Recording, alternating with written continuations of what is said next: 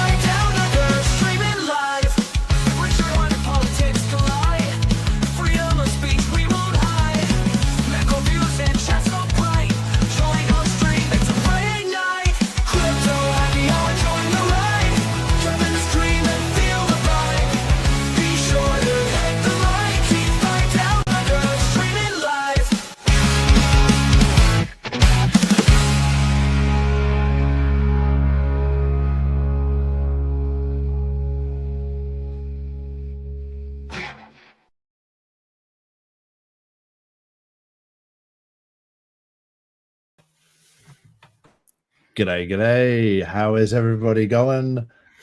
G'day to my gents. always True Blue and Fast Abdul. Welcome to the DeFi Down Under Happy Hour. Did you like the intro? Did you, True Blue? Was that funny? That was bloody good. Nice one. Yep. Put a bit of effort into that. That was killer. That's right. I probably should have spent more time, prepping for the actual stream, but I thought that would be pretty funny. Yeah, it's go. But nice yeah, work. What is up, gentlemen? It's been a pretty crazy week in HEXican. Agreed. It has been on the main streets. That's it. Yeah, it all started going nuts probably. Just before the day before the stream last week, and then it's just kept rolling down the hill, getting more faster and faster and more crazy. So yeah, interesting stuff. And we got wall to wall TV. The first comment. That's I don't know what's scary. Yeah, that's right. G'day to the chat. What is wall to wall? Here to spread some positivity. That's the way. Hans, what is up? How you going, mates? G'day. What else we got here? All-time low on PLS. Woohoo. Oh, yeah. So much opportunity. That's right. It's a crisis-unity, everybody. Dozza loves that word. That's right. It's a crisis-unity. So, yes, that's that Simpsons joke about there's no word for crisis in Japanese. Not sure if that's true, but anyway. Fair enough. It's all opportunity, peeps. And what is up, Claz? Hey, Claz. She's got a stream, I think, with the girls tomorrow. The girls in the past have deal, and also Brazil. There you go. Nice. The token gents in there. So yeah, check that out. What is up? Rapid unbox. Hopefully, we don't see IH unboxing any Gucci tracksuits. That would be the final capitulation, I reckon. If we saw that right now. Yeah. Remember, prices are temporary and irrational, but if you want having possession of the coins is what will matter in the end. Good point, Bit Finesse. A bit of reason within the madness. So it's interesting because I have, when it comes to real estate, I've spoken to a few people and things like that. And one of the takeaways I got from it was that, not that I'm in real estate or anything, like I'm a physicist, but I just, invest in properties. But one of the things was if you wouldn't buy that house for the price that you could sell it for at this time, keep in mind you have to pay capital gains, stamp duty, all the transition fees, yada, yada, taxes and that included. If you wouldn't buy it for that price, then you should probably sell it. So the converse is true, right? If you're holding an asset like Hex or whatever, and you see that the price is at $10 and you think, wow, would I buy it for $10 knowing full well that I bought it at like a cent? Yeah. You probably wouldn't. So therefore you should sell it. But the converse is true, right? So if you would be buying at these prices, like if someone just said, here's X amount of money, whichever is a large amount of money to you, and you think, oh, I would just ape into Hex if I could get sub penny, sub 1 cent Hex, then if you would like to buy it at those prices, you shouldn't be selling it. It's as simple as that. Pretty much. I feel like that's like a good like rule of thumb for like people who are like, should I be selling? It's like, well, yeah, it's up to you. Like, you know, do the choice. But I would be buying at these prices. So absolutely. Like I mean, the thought of selling hasn't passed my mind just because it would feel so dirty to sell at, you know, like most people have got to admit if they've been buying, you know, in the past 3 years on PulseChain, you're probably down on the bags of buying. You know, you might have been farming and stuff like that and getting some passive income there. But in those ways, unless you're doing some crazy stuff or you got, you know, arbitrage bots or, you know, something making you money in the background, your initial buys, you're down. So it would feel wrong selling at such a loss. Definitely, definitely holding. What do you think? Yeah, agreed. What do you think, Abdul? I think it depends on what you can afford to lose, right? Because that's always the important thing, right? So, like, if you can't afford, you know, to buy something, you shouldn't buy it, right? If you can't afford to sell it, you shouldn't sell it, right? Like, so if it's like, okay, I bought this for $10 and now it's $2, right? Or $2.50, which is about proportional to the scenario we're talking about right now with Pulse. Like, can you afford to sell the thing you bought for $10 for $2.50? You know, yeah, like, you're solidifying that loss. Like you're crystallizing it. You're making it from a paper loss to because theoretically, you know, the only things that will affect your profit and loss statement is going to be the times that you buy and the times that you sell. Like the in between is just paper gains, paper losses. So are you want to lock in the loss? It's like and make it real, or just wait it out and just, you know, hold it for a little bit longer, and then you might be like, oh wow, it was nothing to worry about. Like that was just, you know, extreme FUD. Totally. And we are in a period of extreme FUD, and some of it is predictably going to pass very soon, in my opinion. So yes, you know, I feel like I agree.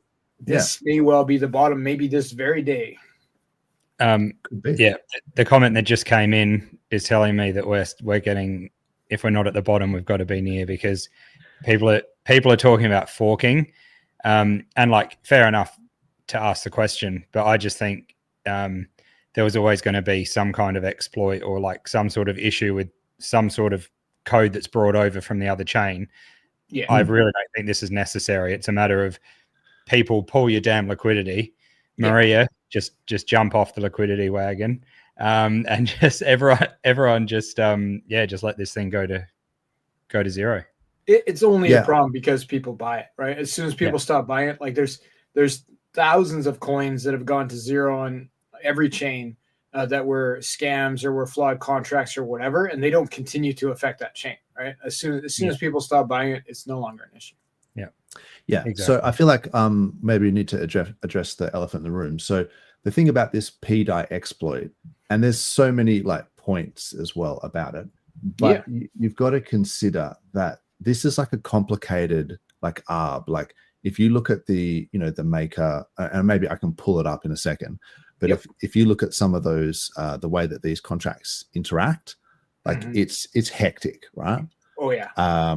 And so it's not something like people think, oh, well, not everyone, but just I've heard a few like lame takes where people sort of saying, oh, how did RH let this happen, you know, on this chain? And it's like, bro, he doesn't control all of the PRC20s. He has no control over this. Like he forks a chain and warns you in advance that there are going to be broken contracts and that there's going to be contracts that aren't supported, you know, on the chain by the original dev team, and that you can ape it into them at your own risk, because there's going to be buggy stuff missing. There's going to be Oracle feeds that aren't going to work. I mean, even Eric Wall talked about this before PulseChain launched, and everyone was aware that like once you fork the chain, there's going to be a bunch of contracts that may or may not work, and it's just going to be, let's see what happens.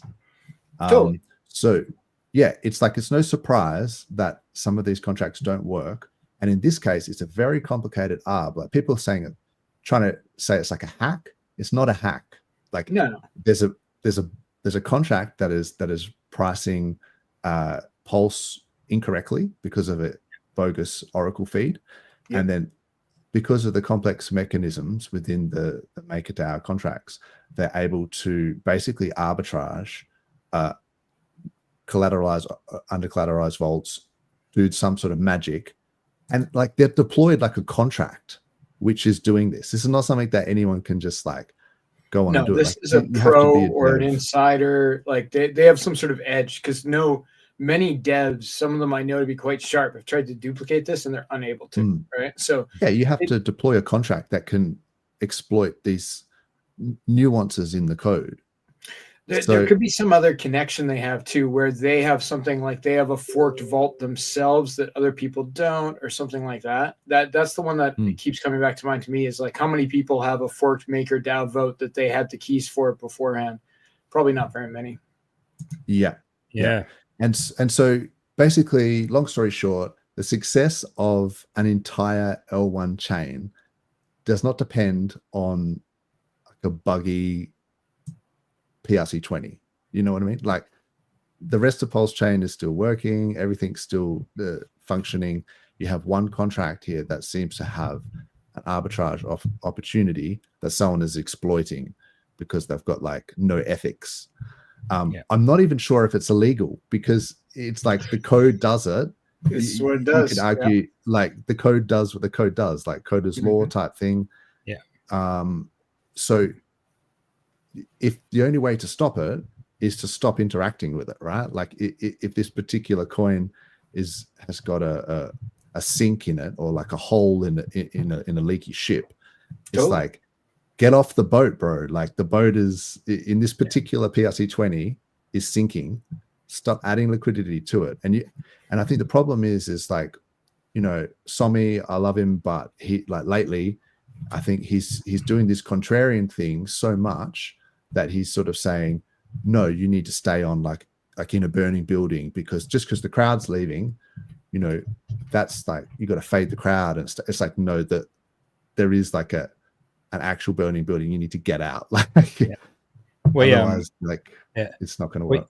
We talked about it the other day. You know how I mentioned that when I'm looking at Deck Screener or whatever, I sort it by almost like the biggest loser in the past 24 hours to then see what might be a good buying opportunity.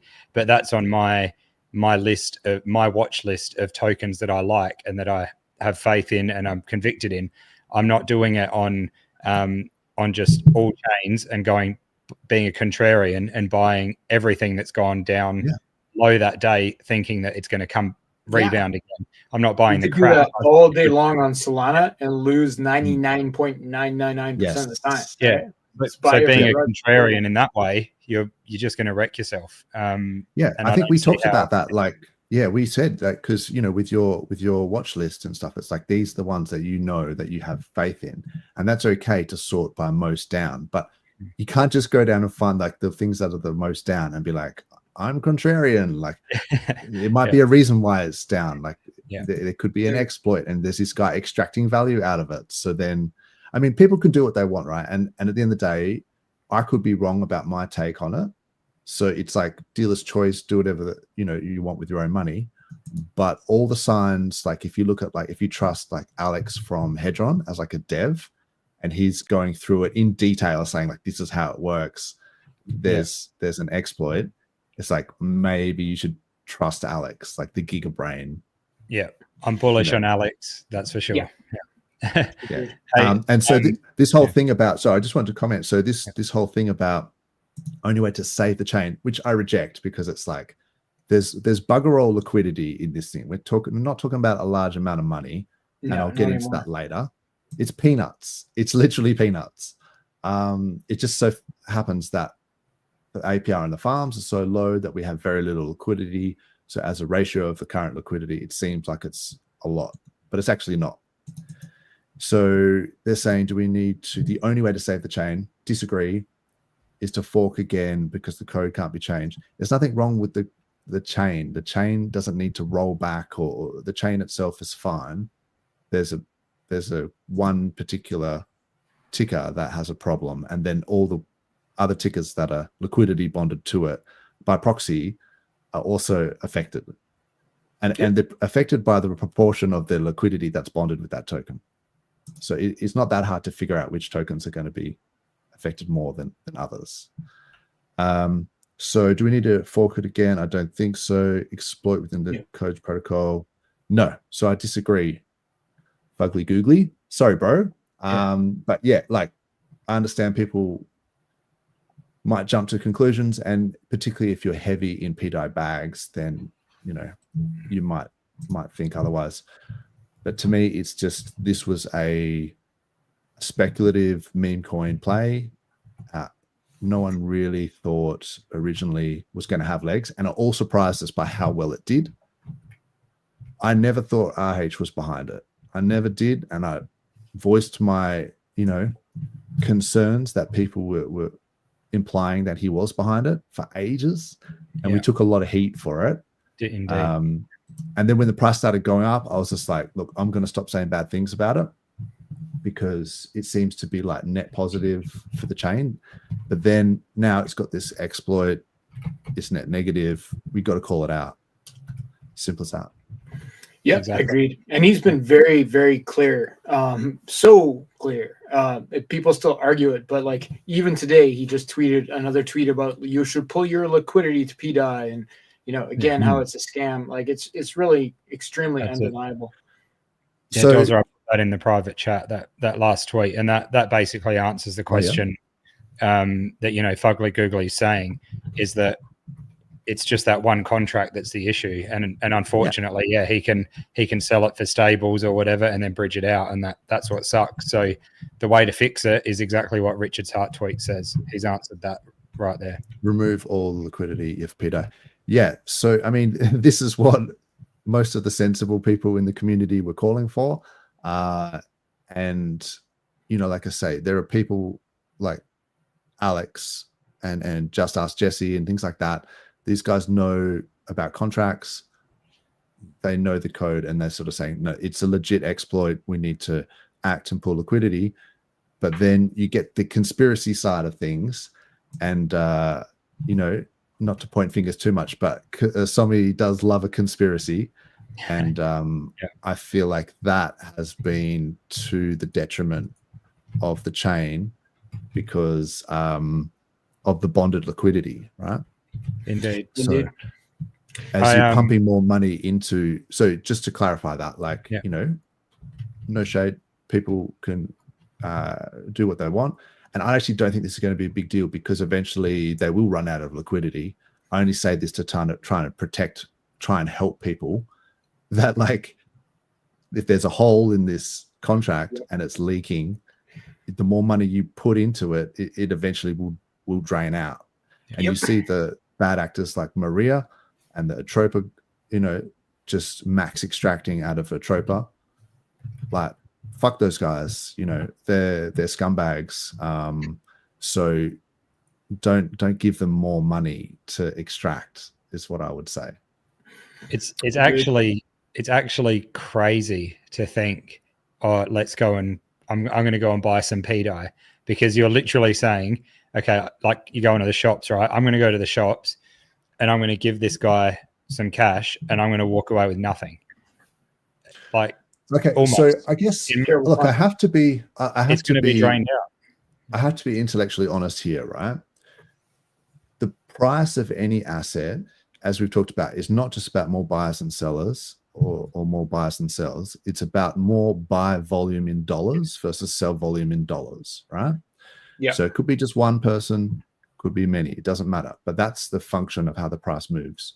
So when you've got coins that inflate, like, so Hex, for example, you end a stake, you inflate the coins. You dilute everyone else who's liquid. That is part of the Hex staking contract. There's inflation. There's inflation in dollars, like fiat USD. The Fed prints it, like the money supply goes up. They do treasury bond swaps and it prints it out of thin air. So currencies and assets inflate, and you have to, when you're talking about ROI, you have to adjust for said inflation. So if the inflation in the system for this pDAI thing is like, say it was 10 grand a day that he could exploit. Like he could do an arb and he could exploit 10 grand a day. I would think, well, that's probably not such a big deal because it's inflating. Like a lot of things inflate. Maybe if the buy pressure, like from Somi's point of view, I can understand if you just get a community to rally around it and you have enough volume in dollars in buy pressure on the bid side, you can outweigh that inflation because it's not an issue. But the problem is this is not a trivial amount of money that is being able to be exploited. Like it's more dollars than you would think can be compensated for by natural organic buy volume in dollars. And the more it runs up, the more dollars it will be. It will scale, is my understanding.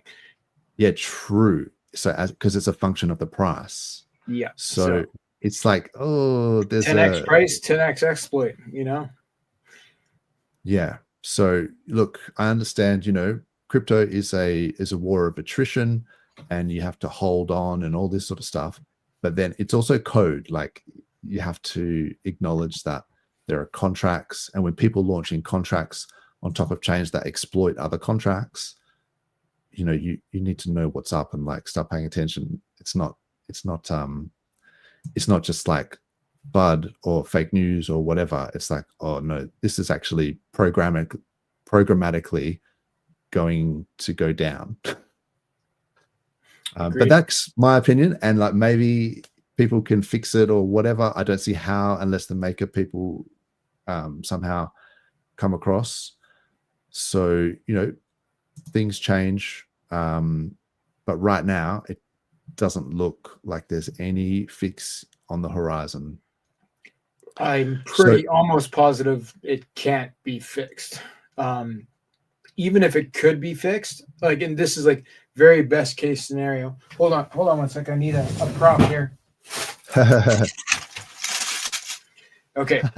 So you can fix all the code. It works perfectly. You still need a huge amount of money to get it up to $1. And then once you've done that and you have it at $1, then the MakerDAO team could come over and turn it off at any time. And now you just have a meme coin with no peg. So like in a magic scenario where all that was possible, somebody else holds the keys to your protocol. It is the like the definition of centralized. It's not what they're talking about. It is not a decentralized it's not a stable coin for one, but it's also not and never would be a decentralized stable coin because some guys from Ethereum like basically hold the keys in the form of they control the MakerDAO tokens that could shut it off. So yeah, not the play.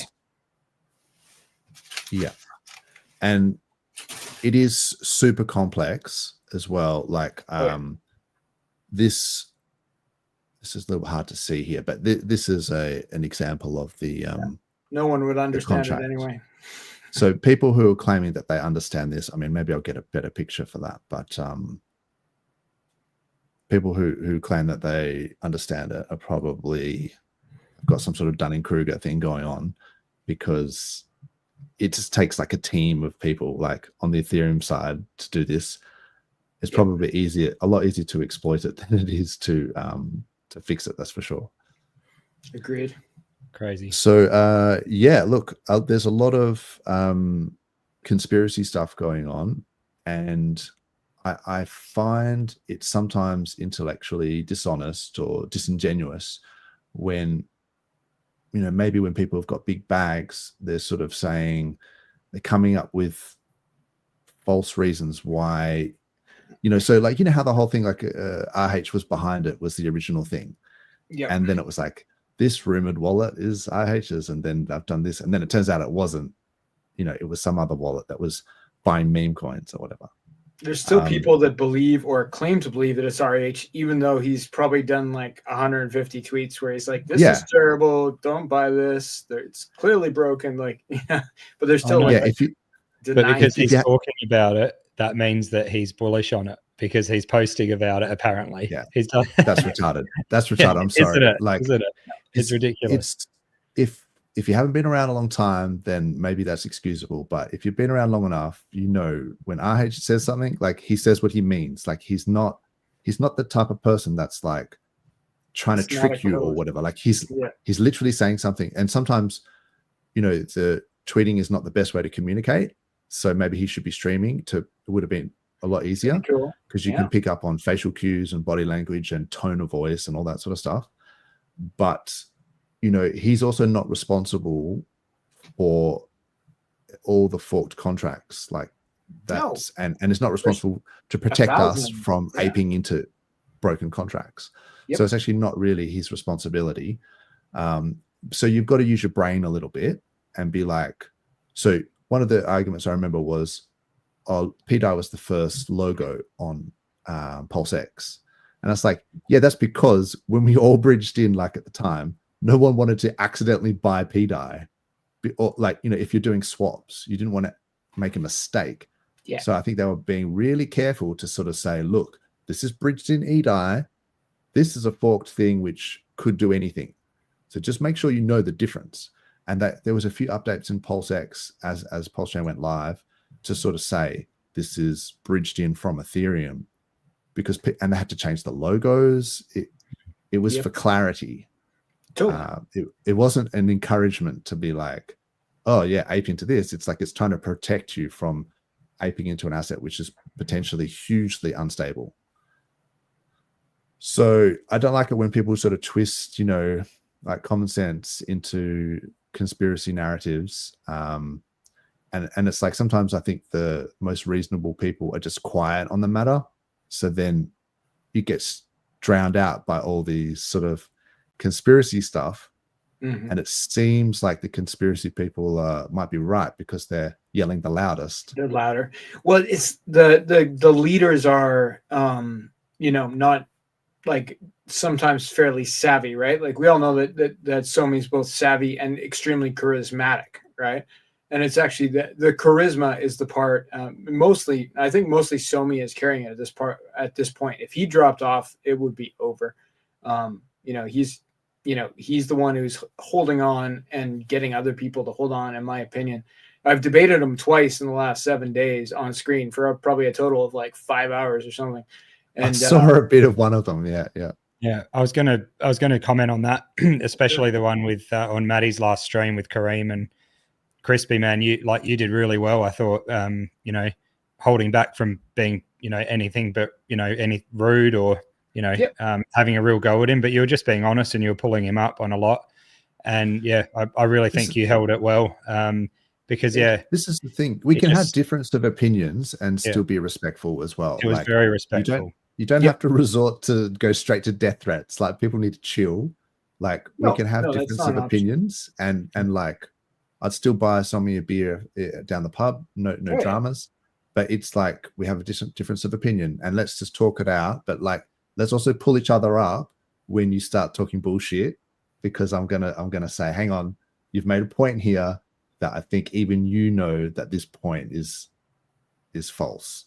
So then he's basically admitted that he's looking to get out at, like, and he said this on stream. I wouldn't reveal it if it wasn't a private conversation. He's admitted he was looking for 25 cents was the fair value, right?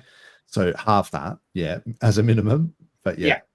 So like, you know, so he's looking for to get a pump. Like he's a professional trader. This was originally a meme coin, and you know, like now it's a meme coin with a flaw. But like, like he was anticipating getting it up to 25 cents, and then he could exit, and then the people he's exiting on top of are the guys who believe it's $1, right? So I don't really like that. Exactly, that's a bit disingenuous, I think, when you're pumping up one thing. It is and how markets work, though. So it's not like it's not, you know, like there's always new people coming and buying what the old people are selling. So you know, we all kind of do that. You know, it's just in a sense. The story about the dollar is what bothers me, right? Well, you can see it's going to 1,000. That's fine, right? Like, or I think it's possible it could go to 1,000. Like technically, yes, right? But like, it's going to be a stable coin. That's a different thing to say. So that was why. So my original FUD from like probably years ago now was just that I thought it's such a basic meme, which was been around since as far as I can remember. Like it's the OG of memes, which was, you know, Doge to $1, SHIB to $1. And so the reason why people thought that SHIB was the next Doge killer was because it literally had more zeros And there's like a unit bias where people were like, well, hang on, if Doge goes to $1, it's only a 10x. But if SHIB goes to $1, it's got like 12 zeros, man. So therefore my $100, I'm going to be like, have $100 billion. And it's like, no, you have a learning difficulty and you're not thinking about how many other dollars are in that system. And if it does a billion X, so then what, there's going to be people that have hundreds of trillions of dollars in SHIB, and how much liquidity? All the money in the world would have to be in this thing. Yeah. Just stop. But they were still like SHIB to $1. Yeah. What's that, man? Oh, Buck from, Fiat and all that. He goes hard on that when people say, they give a huge price prediction like SHIB to $1. He straight away says that's like a bigger, bigger dollars than the whole world that exists in the whole world type thing. Like it's just not even possible. Yeah. But there's a thing called there's a difference between fast thinking and slow thinking, and there's like a book on it which is really interesting, and I can give you a really good example of it as well if you want, but it might be a bit of a distraction. But okay, so I may as well go on. It's a classic example, right? Where you say, I'll probably botch this, so excuse it if I do. If a baseball and a baseball bat costs $1.10, let's say, and the baseball bat costs $1 more than the baseball, how much does the baseball cost? So baseball bat, baseball, $1.10, the baseball bat costs $1 more than the baseball. How much does the baseball cost? Yeah. Put it in the chat. What's your answer? See how they do. So everyone says 10 cents, right? Yeah. Right. Because it's like 10 cents, $1.10, baseball bat, $1. It's not. It's 5 cents because it's $1 more than the baseball. So it's $1.05 for the baseball bat and 5 cents for the baseball. But everyone gets that wrong because it's just like your brain initially thinks, I see two numbers and I've just done the maths, but it's just like it's a different type of thinking. It's like fast thinking, but slow thinking is when you actually think it through and you get like a piece of paper out or whatever, and you go, what are you saying? And you do the numbers. So I think the problem with the pDAI to $1 narrative is just that they go, I have 100,000 pDAI. If it goes to $1, I have $100,000. It's like, it's simple. It's like, yeah, but you need to get that napkin out, bro, and like do some more numbers. Yeah, that's right. Simples. So baseball to $1 too has 24 billion, right? Like it's a very silly number. If it went to $1, it'd be fabulous, but I'm afraid math is a problem. Yeah, maths. Look, not everyone has a maths degree and or just is good at basic arithmetic, and so it's fine, but you need to look at some of these things. So in the spirit of like looking at the maths, this is the liquidity for pDAI, and the reason why I say I don't think it's actually a huge problem if people just stop filling this leaky boat. Like if people stop aping in. Like how many fast Abdul suits have we got? Yeah, exactly. So this DAI versus, I think this is treasury bills or something. This is fake liquidity. So this is $1 million worth of liquidity. And I don't know how to explain this well without like props, but like I think everyone kind of gets it. If you have eDAI that's bridged into PulseChain and you have wrapped ETH, like that's where value is. That's the actual value. Then you have pools of things that are bonded to that, which gives it value. PulseChain, PLS, Hex, and then something else might be bonded to that. The problem with the Atropa thing is that you have a coin that might be bonded to, let's say, PLS, and then as a coin that's pooled with that token, and then there's a token that's pooled with that token, and then you just do that like 50 times, and then the token at the end is pooled with another token. And so from DexGreen's point of view, like the liquidity of each pool might be hundreds of thousands of dollars. And if you sum all of that liquidity, there's like millions of dollars of liquidity. But if anyone ever tried to sell, they would have to sell back through each pool, back to the original pool of like pDAI or wrapped ETH, and that's the actual value that's on the chain. Yep. So you would just eat slippage all the way down. Like there's not actually enough real dollars to extract all that liquidity. So when you look at this T-bills thing, it's like $1 million. Like if you actually look at it on Dex Screener, there's like a 500 grand worth of liquidity in the treasury bills, but then that's like paired with like teddy bear or something, which has got like 2 grand of liquidity. So you could never actually get 500 grand out of this pool. I mean, I can do it on stream, but I think people get it. It'll drain out very it's just it's only about what it's touching that has real value, right? Yeah. So really it's the second one here. It's PLS has real value. And so there's about 589 grand worth of liquidity in this pool. Now it's V2 fork, so half that. Like we're talking 280 grand or something, 290. That's got 300 grand. It's peanuts. It's literally nothing. Yep. So people, 300 grand, it's like people could ape in millions of dollars into whatever it is, Pulse or Hex or whatever, and it's going to far outweigh any downside, like through. You don't see on the show if you actually show a swap, like if you show Piteous.io, and you put in like an infinite amount of pDAI against Pulse or against US dollars, and it shows like the maximum you could possibly extract. Yeah. Okay. Yeah, that might be worth doing. So I probably don't have that treasury. Oh, here we go. It shows up. So I think, is that the one that had that 2 icon, or was that a different one? I'll have to zoom in. I'm much too old to see that.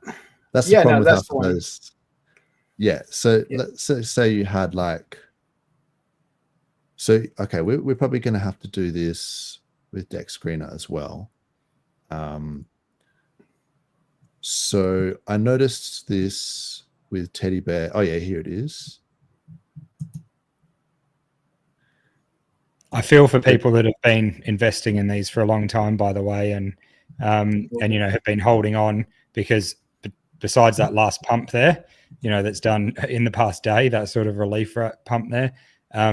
There's some people that have believed in this, or bought at the top, listening to others, and then it's just come right down. I feel for anyone that's lost big time in it. That's for sure. That treasury bill one also has an infinite minting option programmed in by the dev, so it's kind of verging on fraud, I think. So I'll just use this as an example, like, so that people, I'm sure most people get this, but I'm just going to make it really obvious. So Teddy Bear has $666,000 on each side with this treasury bill thing, right? So then, but treasury bill, if you type in just that, in terms of liquidity, there's what, there's 2.2K with Pulse. With Pulse, right? That's it. And then Atropa, another 3.2K. So I feel like that explains it. You've got 300 grand, 600 grand liquidity available in this treasury bill coin, which can be infinitely minted. And then even if you did try and sell it, there's only 3 grand worth of liquidity here. Yeah, real liquidity anyway. There's fake liquidity against other things. So this is fake. Yeah, this is fake liquidity. So then when you look at, so we can just ignore this if I'm assuming that symbol is the treasury bill one. But so the second pool, largest one, 300 grand. Come on, man. This is peanuts. I suspect what's going on is that people are perceiving that the price is going to go down because of that last comment, like people saying, oh, we need to fork the chain. It's all over, like panic, panic, panic.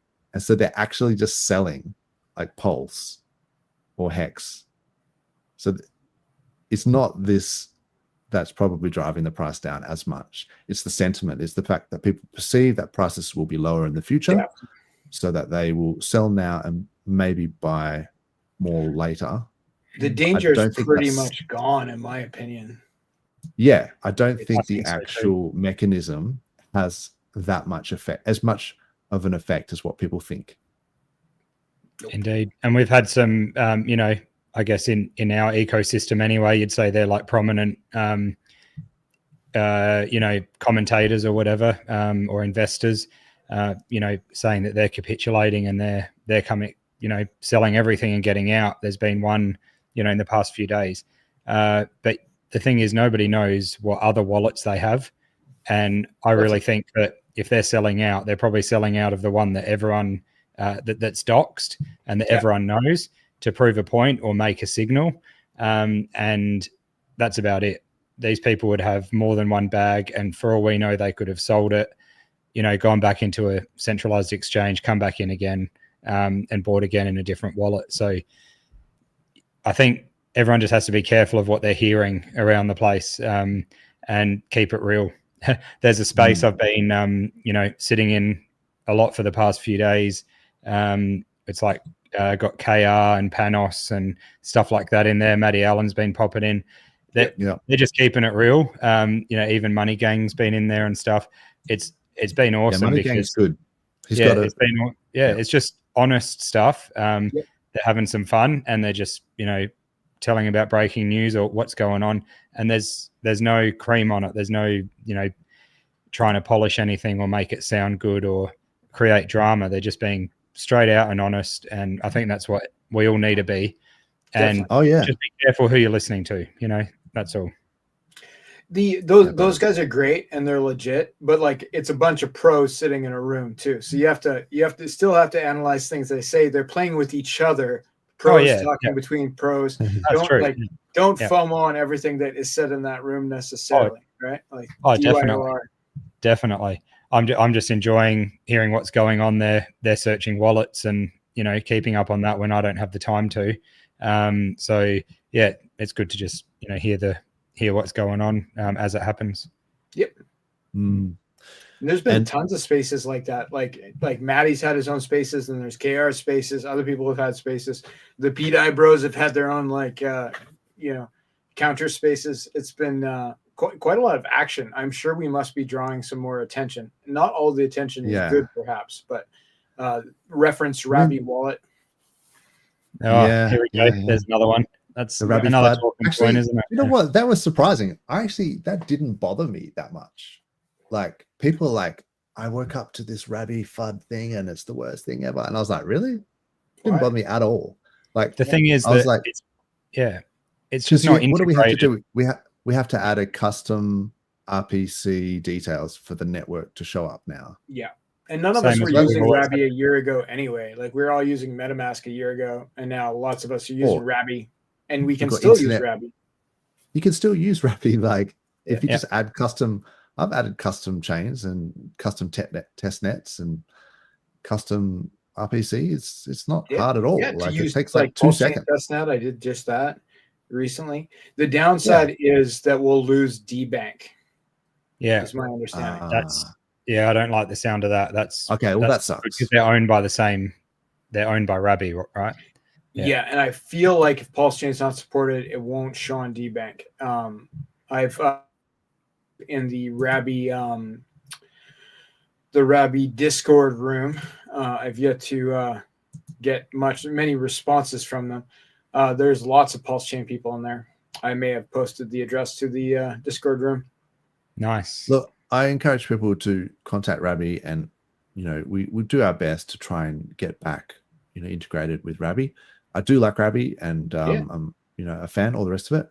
But if I have to add custom RPC details, no big deal. If I have to use Internet Money Wallet, no big deal. Like internetmoney.io, check it out. KG supported us, so you know, we can maybe support him. Yep. So it's not really a big deal. Like, it's just a user interface to access your hardware wallets and things anyway, you would think. So maybe it's like not a huge deal. Yeah, like the DBank part does wallet using. Yeah, the debank part does suck because I know, it's great for looking what's happening on chain and things like that. We might have other things that are coming out on PulseChain anyway that will be good. I was just Yeah, about to say. this whole thing just brings me back to internet money. Like, it's built for PulseChain with other networks on it, and it is so damn good. If you're not using it, I'm not saying go on there and just use it for all your biggest bags, but if you haven't tried it yet and you don't have conviction in it, give it a go with something small as a hot wallet or something and just get used to it. And I think you really, really like Internet Money Wallet. Yep. As far as replacing DBank, like DBank's another thing that most of us weren't using a year ago. Like especially PulseChain people. The Buchan team built Fatty.io, PHATTY.io. Basically does the same thing as DBank, focused mostly on PulseChain. So you could literally just switch to that and probably find out most of the same things that you get on DBank. True. And so, shout out to Pharmacist and Hans P. So the PulseCoin guys have still been building in all of this. And so this is just the one that they posted publicly, which is looks like a token scanner, some sort of security scanner, which I thought, that's kind of cool. I haven't played with it, but they're actually in the process of making a new block explorer. So so I have been lucky enough to be in the sort of the beta test Telegram with those guys, and I've checked out the user interface, and it's clean. It looks like EtherScan in dark mode. It's baller, like it's awesome. I haven't been able to, because they're still indexing. You know that whole thing with block explorers, you've got to index the whole chain. Takes forever. So we're waiting for all that before we can start going through transactions and wallets, and because the one thing is, you want to be able to see what tokens you hold, whether they're PRC20s or whether they're NFTs or whatever. I think that would be an awesome feature, and maybe we can get Hans P or Pharmacist on here at one point to talk about it once it's all working, where we can actually explore all the transactions. So people might remember Hans P is the guy who did the was obviously PulseCoin. Is it PulseCoin? Yeah, PulseCoin, where it's like a launcher. You can launch your own tokens or whatever. Did he do the Pulse ENS or whatever it's called, the PNS? No, I don't. No, I didn't think so. No, I thought that was Poseidon who did that. Righto. I could be wrong. Like the Pulse domains thing, is that what you mean? The PNS Pulse domains, Pulse domains, I don't think that was Hans P's. No, I think that was Poseidon. So what Hans P did was, remember that whole is PLS live when we were waiting for like PLS to launch, and that I think there was that website where it would like check the domain and the RPC details, and it would be like a red light and then green light once it went live, and everyone was checking it for like the test nets and everything. So that was the thing. So that was Hans P. He's also done some other stuff. Like, I think he's just like a legit, good quality dev. And so from what I've seen of this Block Explorer so far, it looks awesome. Like, if we can get this Block Explorer going, then maybe there's things like Arkham that might be able to integrate PulseChain using like the APIs or whatever from this new Block Explorer, or so from what I can tell, there's been a bunch of software that people use, chain analysis or whatever, that can't really work on PulseChain because our Block Explorers are so janky. So if we can get a good Block Explorer, then I think some of these other platforms like Arkham, because Arkham's awesome, right? Like you can track wallets whenever, you don't need DBank if you've got Arkham. That'd be cool. That would solve the problem. So there's always a way around this thing, and PulseChain builders are going to build. So I think that's going to keep happening. I hope that these guys can get this Block Explorer up and going. Like like it's obviously going, but it's just I want to see it like full working, and then we can share it with everyone. And builders are the ones who complain the most about the Block Explorer too. Like in like the Builders Guild, there's constant complaints about the Block Explorer. I don't think Block Explorers bring in new people, but it's like it is definitely a pleasure to have a quality like Etherscan level Block Explorer to work with. For sure. 43, what is up? Hope everyone's doing well. Thanks for that. Yeah. Our favorites are long time listener. Nah, just giving you grief. I think 43 did a stream during the week with T-Bird. I didn't actually see it. I got to go back and go check it. But really good. Shout out to T-Bird as well. Definitely. What's I've up, seen a couple Mayo? of the streams. It's pretty he's quite the character. Yeah. Mayo, you're welcome to come on, man. If you want. I definitely. He's got a link. Has he? Okay, cool. Yep. Yeah, I was just going to say we can get the invite links going. Anyone else who's keen, like, hit us up. For sure. All right, so I'm probably going to have to skip through some of these because I've neglected the chat. Apologies. No accountability for mistruths. Yeah, purposeful ones. Stream courtesy of our OPP. Not sure what that means. Heard someone say that the number of pDAI tweets is irrefutable proof. Yeah, there's a lot of conflating like facts, isn't it? Like if he's talking about it, he's like RH is streaming about it. Oh, sorry, screaming about it. Therefore, that implies that he's encouraging it. It's like, no, listen to the context of what he's saying. Well, he's saying it's because in the past he said there's a risk diode where it's not worth talking about a scam because more people will statistically find the scam and participate with it if you talk about how, hey, everyone, there's this scam. Like and there's a clip of that's been shared many times and that the pDAI bros are now sharing, saying, okay, RH is talking about it now, so he must approve, even though he's saying it's bad. Because look, that's clutching at straws. Like, I don't think that. But like that holds I think he still believes that, and in the future, I think that'll be his policy. But he just like snapped, and being a risk diode, he probably felt the risk was greater to not say anything. Exactly. At this level. Like it went beyond. And plus, he was getting begged. He was getting begged to say something. Definitely. Like every single person was calling him out. Like Motley, Storyteller, like. All these people were kind of saying you need to say something because these guys are sort of using your name and speaking for you. And look, some of the stuff is like, man, it's pretty retarded. Like, I hope people can see past this stuff, but it's like there was a thing where they were saying, oh, RH is speaking on the blockchain because one of the wallets that bought it up was a rumored RH wallet, and then it bought Nope or something.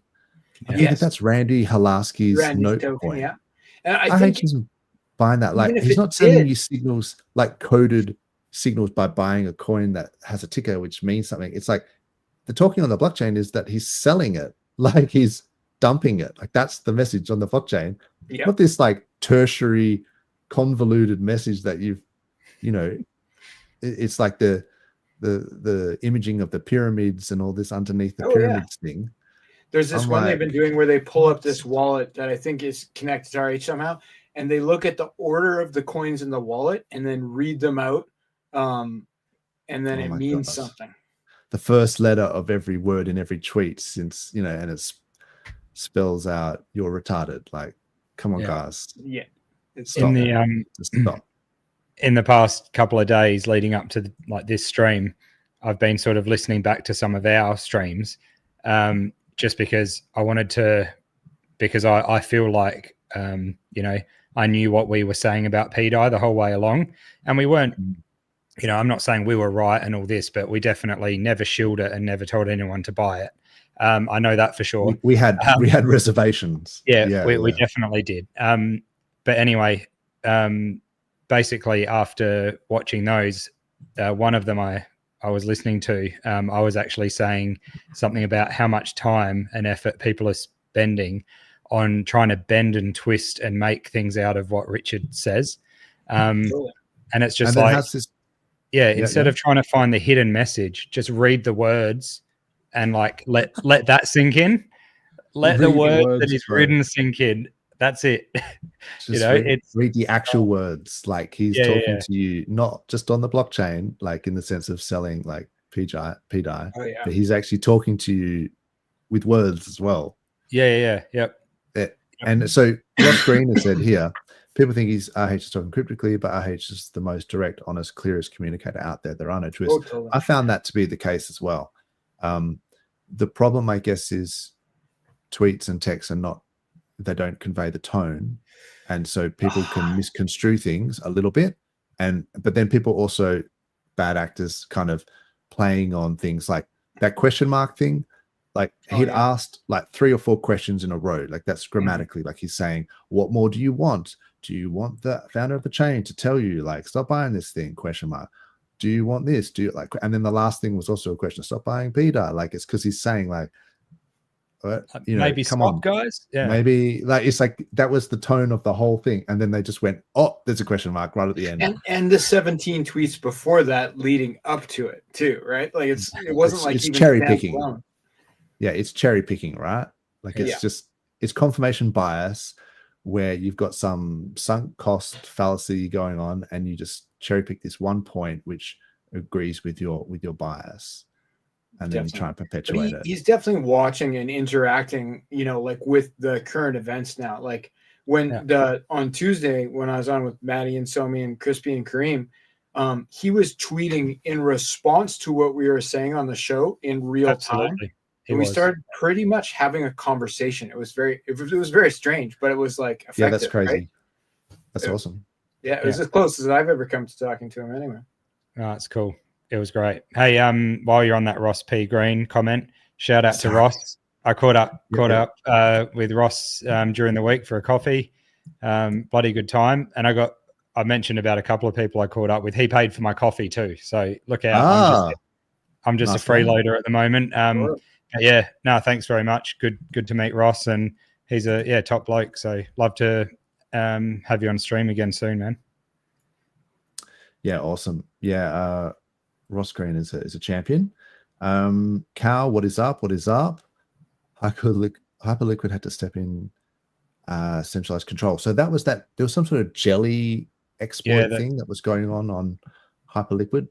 Yeah, I can only deal with one inflation bug at a time. Or on Hyperliquid, there was some huge inflation or some exploit or something.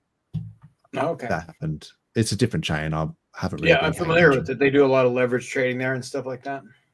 Their chain's doing similar price action to ours at the moment. So, oh, really? Interesting. One thing I also noticed is, so I noticed people talking about, oh, well, inflation bugs, you know, Bitcoin had a inflation bug or whatever. And it's like, yeah, I had a bit of a look into it to sort of see. And I think in 2010, Bitcoin had a this value overflow incident. And there was 184 billion Bitcoins that were minted out of thin air, and they had to roll the chain back. So this is slightly different, right? Where it's like Bitcoin is its own chain. Yeah, it was the L1 has the chain. Yeah, the Bitcoin on it, and then it was exploited, and there's only meant to be 21 million, and someone minted 184 billion BTC. So then they went, all right, we got to roll this back. Like, so that's different from like a PRC, just one token that's on a chain of like 1,000 or like 1 million tokens. Absolutely. So people kind of conflating those two things as if they're the same. And when they said, oh, well, Bitcoin had an inflation bug and Bitcoin's still around and it's done really well. It's like, yeah, because they rolled it back. I guess not because they just went on with the inflation as if nothing happened. I mean, even Ethereum had the DAO hack, and they rolled the chain back for that. But that was the native token that was minted. And that's not what's happening here. So like, I think people need to just maybe get the facts straight a little bit. It's basically there was a second exploit as well. I just want to say, with that Bitcoin thing, I think in 2013, it was the value overflow thing again, but then the Bitcoin Core guys fixed the code. So, but yeah, different, very different. Yeah. Yep, exactly. What else is up here? We've got, oh yeah, so hey, look, Blue Bum, what's up? Bluey. How you going there, mate? You're always welcome on. The link's in the Signal chat if you want to come on. Tanya said the gas simulations would be fucked if they pull it. That's about Rabbi if they take PulseChain off as a integration. Okay. I didn't realize if you had. Yeah, but I mean, when you're using Rabbi, I don't know about anyone else. I just go like max gas. Hang on a sec. Yeah, I'm not sure if that's been that, if it's because of the integration that it can get the gas simulations, and if you were to add it as a custom network, if it wouldn't, unless that's the reason that we have those issues on MetaMask, it's not sort of prepped for the PulseChain gas. Not sure about that. It'd be interesting to see. But you get a lot less stuck transactions with Rabbi than MetaMask. You get less stuck ones at the moment, yeah. But I guess if it wasn't integrated and that's part of it, knowing the gas and reading what to do, then you might get some failed transactions. Possibly, if that's what Tangent is saying is right, then yeah. Speaking of gas, I know they always go aggressive gas anyway, but yeah. Did you see? Yeah, I think yesterday and the day before there was points where it was hitting like 1.5 million pulse, I think, for gas just for a swap, like around the $40, $50 mark for a swap. Yeah. Oh, wow. When Maria was doing all that bridging and dumping and yeah. Look, I mean, that's the problem. Like this exploit, it required a contract to basically fill a block with potential, like, so that contract interacted with the maker contract and did a whole bunch of things. And by doing that, it was spamming the blockchain as well. Yeah. So that was bad in the sense that it cranked the gas up. So if you see the gas is spiking, I mean, it kind of sucks that's why we forked Ethereum in the first place. And now the Gwei on Ethereum's like half a Gwei or something. Yeah.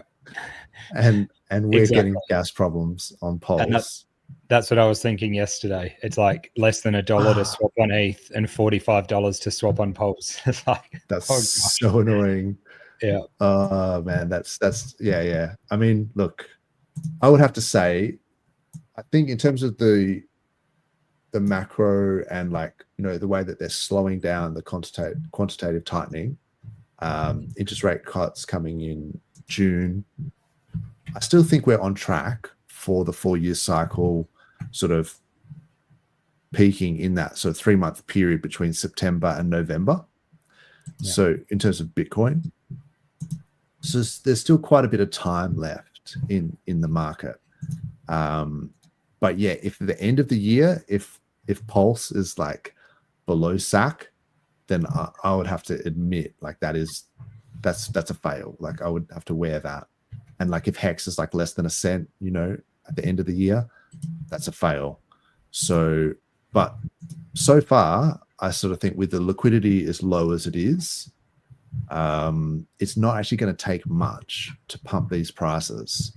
Like, it's literally, they're talking hundreds of grand. We're not talking tens of millions.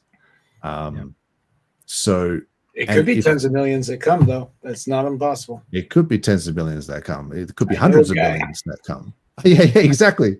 The SAC wallets have literally got like hundreds of millions there. So you just have to pretty much stack DCA and wait till November, I think, is what it boils down to. Like, that's my plan. And but I'm still stacking the cores. I'm not mucking around with anything else. That's I think is too risky. It's already pretty risky, like, you know, aping into Hex and PulseChain. Don't need to add like additional contract risk and, you know, bad actor risk with, you know, the glitterati. Yeah, that's a nice way. That's the nicest way I've heard someone talk about him lately. But yeah, question for you: if we went to see like a big run in the other alts or like Ethereum or any other chains except for Bitcoin until, I don't know, let's say like early 2026, for instance, would you still call it a fail if we hadn't had a massive run?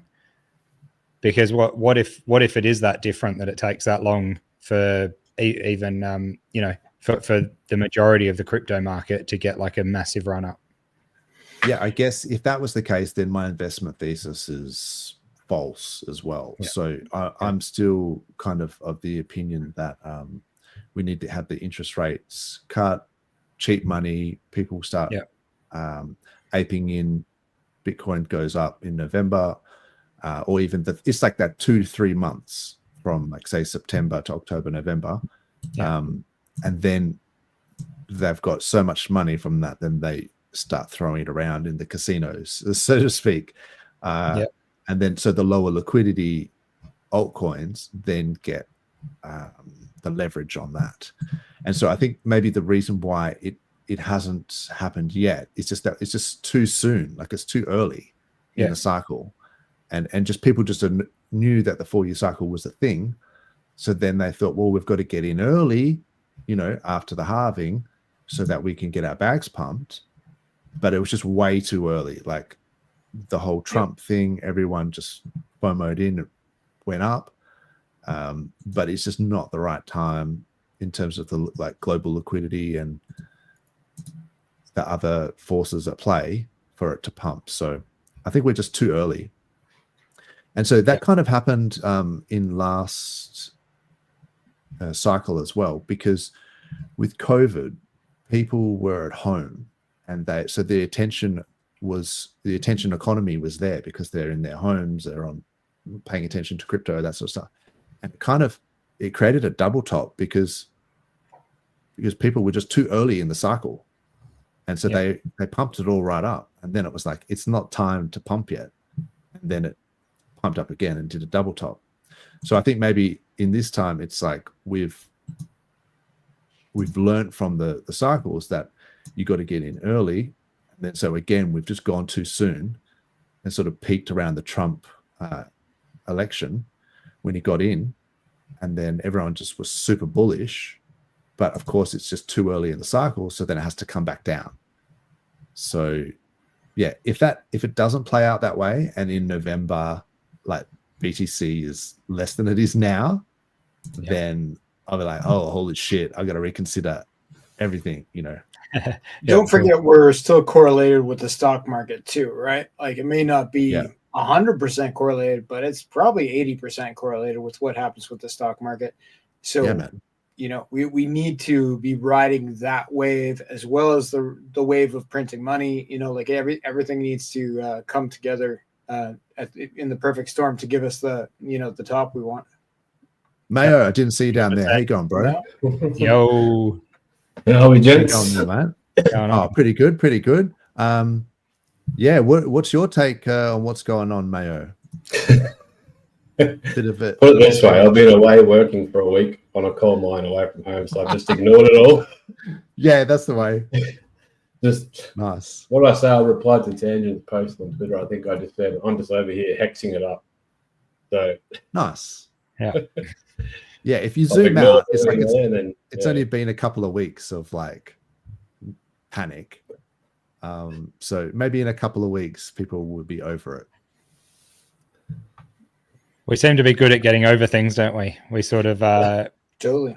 A week later, we're like, we're all good. We're still marching. We've forgotten about that. Move on. Yeah, and like red candles make people panic. Like, and you can't throw away everything that somebody says. He's also got some really good things. No crying in the casino and all this sort of stuff.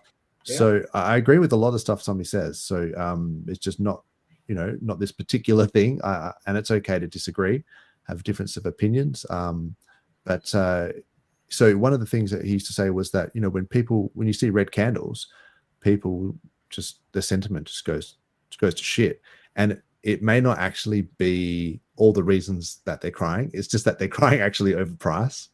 Yeah. So yeah, I just wanted to point out what you said before, Fast Abdul, about we are correlated with the stock market, and this is the S&P 500 on the weekly, and look, it tanked. Like, this was from that tariff thing, like the Trump tariff thing, and look, the markets said no. The market decided, and I'm pretty sure it seems like Trump is now going to concede some of those tariff things, and he was just using it for posturing.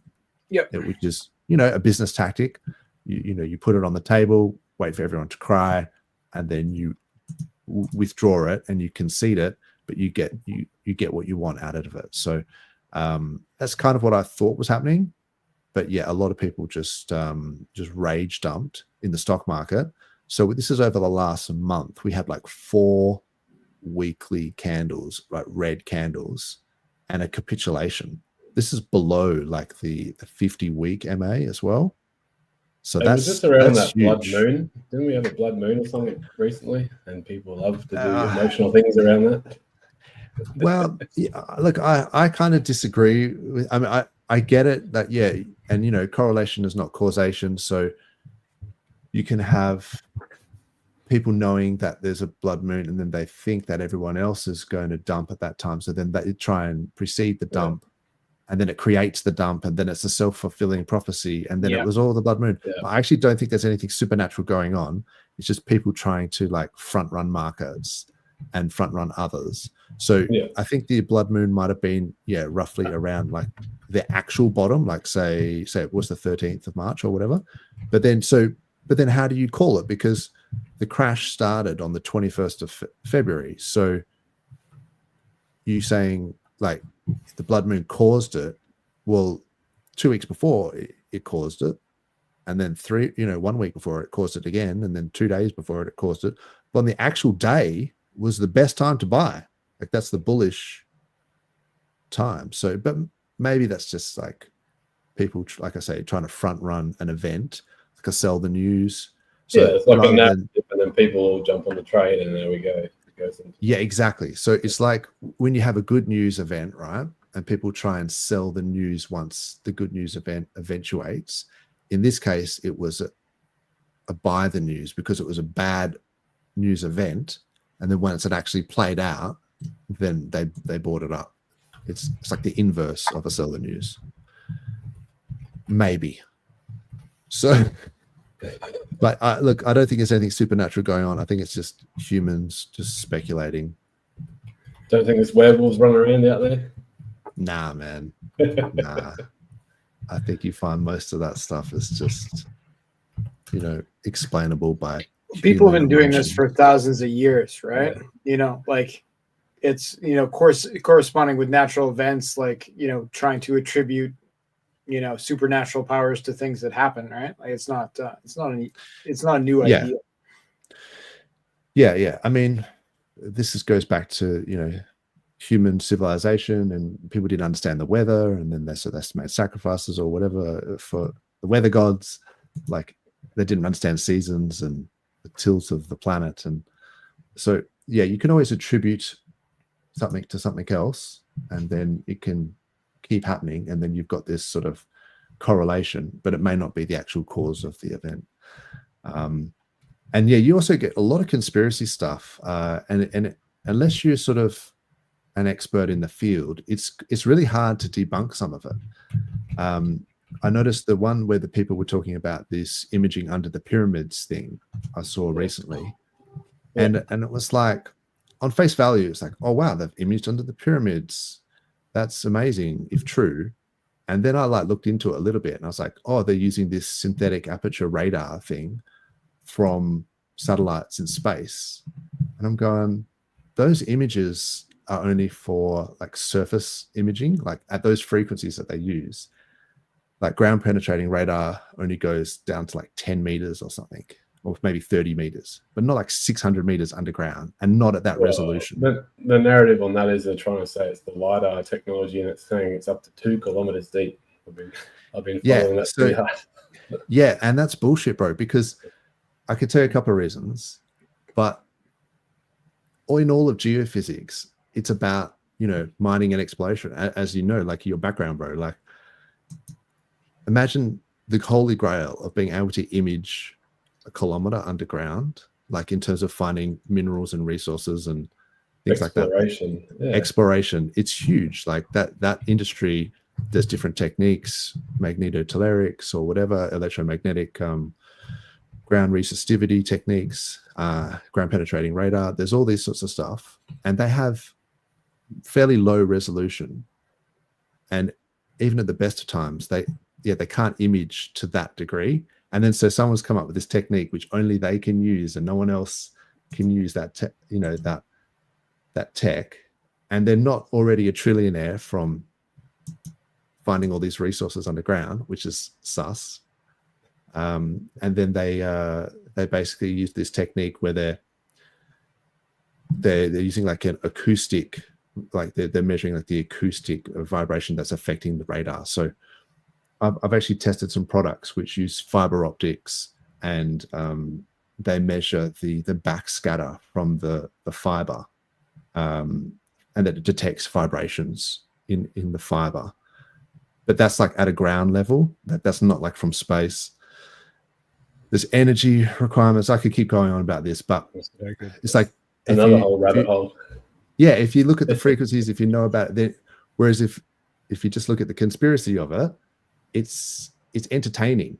Like it's exciting. So that's what's making you believe it more than anything else. Is that it would be great if that was cool, if that was true. There's this underground pyramid, thing going on, and there's like non-human intelligence. It's like exciting, but then you have to actually go, wait a minute. Actually, let's look at the facts here, and let's just insert a bit of reality to the thing. And you can relate this to the crypto narrative of pegging and all things like that. Exactly. Yeah. So this is a metaphor for like, people, or an analogy where people are sort of like to use conspiracy because it's exciting and it pumps your dopamine. And sometimes the more reasonable take is not as exciting. But yeah. True. Not so, yeah. Anyway, what else is up here? So we got Cape Fegor. What is up? Wish everyone a safe and happy weekend ahead. Pretty much done with social. Wish you guys well. Thank Flying Fuck the Oval Run finally be here before the 25th of April. I'm not sure why he thinks we'll finally be here before the 25th, but I like the positive sentiment. So thanks for Gore. That's around when the final dismissal would be for the RH case. Oh, okay. Again. Yeah. Could be that. Look, I mean, the SEC thing, it almost seemed to me like the market didn't sort of seem to care that much. Even when the case was dismissed, we went up heaps and then it just retraced like that move. So, I mean, having an SEC case at some level is like a badge of honor. Like Solana had an SEC case against it and it's still pumped. There's going to be Solana ETFs. There's all sorts of stuff. Like, I don't think it's necessarily the thing that's keeping us down is the SEC case. So it'd be great if it got dismissed. Don't get me wrong. RH has just tweeted a couple of minutes ago about some liquidity. Oh, nice. Yep. He must be watching our stream, bro. How's the correlation? And people are responding, like the Fux Exchange just posted, which is not new to me, that they're removing all the farms that contain pDAI in them. Nice. And I think SolidX did that as well. He removed his actual liquidity. Like he's not a DEX. He's just a guy who had a lot of pDAI paired against SolidX, right? So he removed the liquidity paired against SolidX of both pDAI and PWBTC because there's a connection between pDAI and PWBTC for liquidity as well. Mm-hmm. And he's recently, with his public wallet, sold out all his pDAI. There you go. And he was a big holder. Yeah, I mean, people can do what they like, but yeah, I think as the more and more people start to understand, there might be a bit of a rush towards the exits. So be wary. That's all I can say. I mean, Jexa, you're welcome to come on, bro. Jexa understands a lot about the actual, mechanisms with these collateralized vaults and whatever a little bit, so he might be Yes. able to help us. But I can't click that link, unfortunately, but that's possibly the one that you're talking about. I put it in our private chat. Oh yeah, sweet. I think it's the same one. First group to say that he was getting begged. Yeah, RH was getting begged. he was getting begged. Like people was asking, like, you got to say something for ages. So that's the risk diode thing, where he didn't talk about it for ages, and then he was getting begged to ask, and then to talk about it, and then he did. Yeah. Hereby recommendation from Crypto Ash. Appreciate that. What's up, TJ? Awesome. How you going, bro? Welcome, TJ. And It's go a good Ash. time. Amazing. Yeah, Ash is a legend, but so jelly. But yeah, it's a good time for new guys to come in. I tell you what, because you'll be scooping up some bags that could have been worth ridiculous amounts in the bull run. Scooping up pennies on the cheaper dollar. than the OGs, or well, not OGs of Hex, but OGs of PulseChain or anything that have bought. So definitely, good time. Oh, there you go. TJ is also a man of knowledge. He said that the DAO hack. So no, he's talking about an inflation bug was fixed before it could be exploited. Okay, I didn't know that. There you go. Hope you don't lose TX simulations. Okay, yeah. Rabby, yeah. ETHW, they pulled support. Okay. What else is going on here? Clintrons, what is up? Oi. I hate Twitter. I got to check this tweet. Everyone keeps talking about it. While you're doing that, there's something about where are we? This whole Rabby thing and stuff like that. A lot of people say that we only got PulseChain because of the S load with Ethereum, but I really think that there's more to it than just that. Like we saw, censorship with Uniswap, and we see it with things happening with like CoinMarketCap, and then even Rabby now, and those sort of things. I really think that it was foreseen that this sort of stuff was possible and was going to happen. And with PulseChain and PulseX, you can't stop people buying Hex through a front end. I know that on Uniswap you could still do it in different ways, but you can't censorship the front ends. People can download those front ends and use them, and no one can change anything. So I think there's a whole lot more to it. Why we have PulseChain, and I think people need to remember that, even though the price is down, that man, for the long term, building something with like a really strong foundation that can't be broken and can't be moved on is absolutely massive. And things like that, building a skyscraper or building something that can handle an earthquake, takes a long time to get rolling. And that's just that's where I'm sitting on it. So good point. Rome wasn't built in a day. That's it. What's his RH tweet? I can read it out if you like. It says, I think most of the liquidity is in these 5 addresses here, adds up to 80% of 12.5 billion PLS bid. Now I think there's also hidden liquidity from a nest of other coins, which our bots can get at that the main routers can't, which I guess is why the stupid pDAI coins have shown resilience, because it can nuke other coins paired with it, but not easily seen looking at the suggest DEX routes. Welcome to DeFi. It's all on chain, so you can go backwards from an extractor to the extracted. This screenshot is from the hodler tab, or the holder tab of the LP token, and represent shares in the LP pool for the wrapped pulse pDAI pair in PulseX v2. So he's saying, I think that effectively there's 30% of the liquidity in pDAI is in this pair, and then these are the holders. So yeah, wow. Okay, he's actually calling out the holders and sort of saying, up to you, but you might want to pull some liquidity. Look, I also hope that if the OA that had some pDAI pairs has dumped a bunch of that pDAI, I just hope that they rotate it into the core coins, you know. I mean, I think we've seen some of the proceeds of that pDAI dumping from the OA going to the most and pump meme coins, which is cool if you're a holder of those coins. But also I would like to see some of it, you know, go into the, you know, Hex or whatever. But that's just maybe my bag bias. I think it's likely that, you know, he would use that to, well, he's used it before to pump a couple tokens. I think he pumped maybe most or one of the other ones. No, and he also bought PulseX with pDAI once.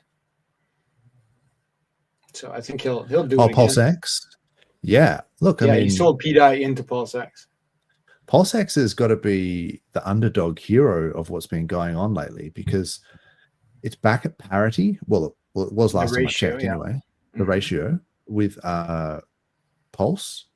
So the PulseX ratio back to 1-to-1. Yeah, I suppose I have to clarify that. But that's pretty amazing. And all of this volume is just buying and burning PulseX. So, you know, when people use bots and things, and I do wonder, you know how people sort of speculate, they can say, oh, isn't it interesting how PRAT-BTC and pDAI have had the same ratio or a similar ratio to like real Bitcoin in dollar terms?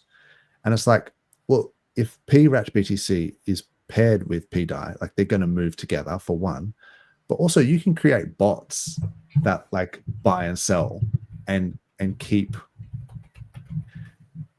ratios in check if you want to, like if you're a market maker. So people don't realize what you can do with bots. So yeah, but all that bot traffic, like that's going to be, in theory, a lot of it is going to be buying and burning PulseX, is my point. So we do actually, if you have a look at some of these,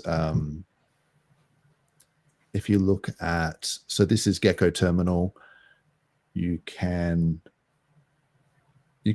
rank chains based on volume and things like that. Like PulseChain doesn't have like the highest volume. I think we're number 17 in total value locked. Total value locked. Oh, we're 17. Oh, so it's 17 in total value locked. In 24-hour volume. Oh, it's also 17. Okay, fair enough. But in terms of like total tokens, we're like 5th, and total pools. So yeah, I think we're sort of punching above our weight, I think, in terms of the amount of things that get built on PulseChain. And I think the volume as well is also, like, as a ratio of total value locked, is pretty high still. Definitely. Hey, I just saw G'day UFO, by the way, for dropping in. Thank you. I've just seen him talking about USDT, PUSDT, and wow. Everyone's bagging up. Apparently, they're talking about it on X. If this is a real thing, someone just stop, please. Like, come on. PUSDT you're talking about? People are bagging up PUSDT to front now. Okay. Something about pegging PUSDT to pDAI. No. Stop. All right. I'm going to stop it, and I'm going to interrupt everyone. Can we just start a pegging meme of what actually pegging means? Yeah, exactly. And just start spreading the narrative. Yeah, 100%. Hey, why don't we just peg Hex to $1? Why can we just peg Hex to $1? Like, well, we have a stable coin that uses Hex as collateral. So let's just, we have a dollar that represents $1 worth of Hex. So yeah, we're there. That's it. To all the Hex lovers out there, Mayo has been asking for weeks to do a giveaway, and I'm going to interrupt Dozza, sorry, and see if we can do this.